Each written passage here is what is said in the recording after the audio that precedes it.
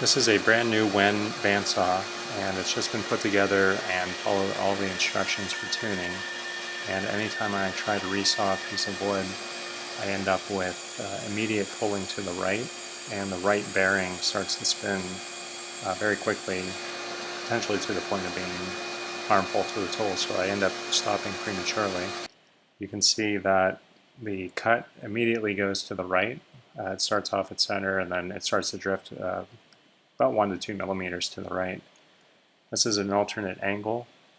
Again, you can see there's a little bit of spin on the left bearing when there's no contact, and then immediately the right bearing will take over, and you can see the direction of cut pretty much going very far to the right. It eventually stables out, but that's only because the right bearing is holding the blade. Again, you can see here the cut on a resaw immediately goes to the right. It doesn't follow the initial entry point. One more time. This one's even more dramatic. It pretty much immediately jumps to the right. And you can even see the side of the blade from that angle.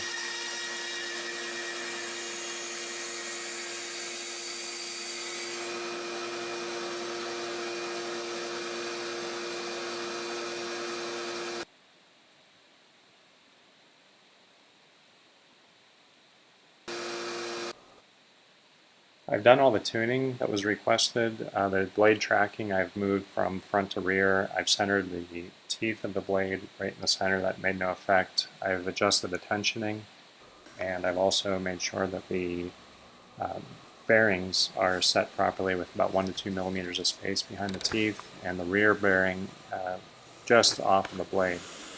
Down below, the lower bearings, these pretty much don't make any contact whenever the blade is turned off, and there is some incidental contact, but there's no constant rubbing. Spinning the top wheel, you can see every so often the bearings do catch, but it's not a consistent catching. So it is centered from the start, but you can see every so often there is a little bit of catch.